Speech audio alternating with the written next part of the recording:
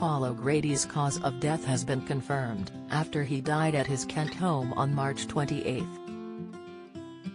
The 67-year-old's death certificate reveals that he died from sudden cardiac arrhythmia. This was linked to the entertainer's ischemic heart disease. According to the British Heart Foundation, sudden arrhythmic death syndrome, or SADS, is when someone dies suddenly following a cardiac arrest and no obvious cause can be found. A cardiac arrest is when your heart suddenly stops pumping blood around your body. This stops you breathing and starves your brain of oxygen. It affects around 500 people in the UK every year. According to the document, this was brought on by Paul's coronary heart disease.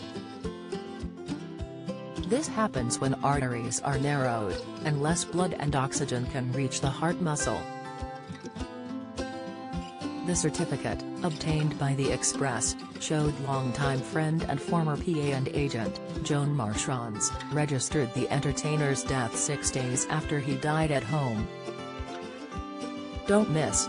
Strictly's Jamie Laing proudly marries Sophie Habbu in Chelsea. Latest, Sam Smith show blasted as satanic and sexual as star strips to thong, row. Matt Baker inundated with support as he shares sad loss on farm, RIP. She is also secretary for his Buster Productions TV company.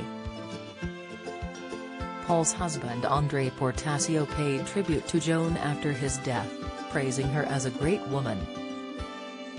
Taking to Instagram on April 2, the former professional ballerina wrote, "Behind every great man there is always a great woman." Today is Joan Marchionne's 70th birthday, the woman that for 27 years has been a pillar of trust, commitment, dedication and unconditional love in Paul O'Grady's life.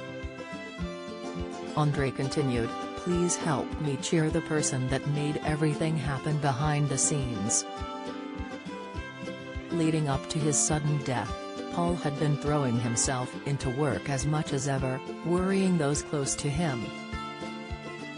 He was known to have suffered a series of health issues in the years before his death, including several heart attacks and a serious COVID infection.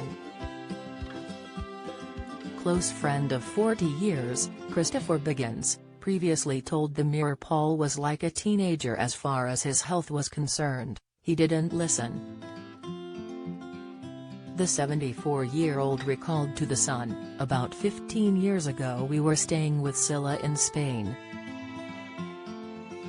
Paul had his heart problems already and had been told not to smoke or indulge in alcohol too much. She told me to go upstairs and tell him to stop. I felt like the matron from the Carry On films when I went into his bedroom and said, 'Paul, you're smoking.'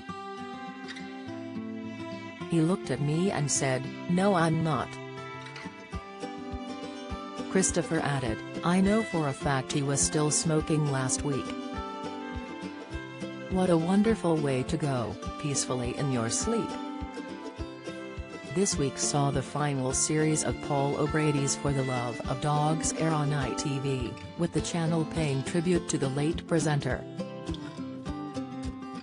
The first episode aired just weeks after his death, and as the credits rolled in silence, ITV viewers were left in tears.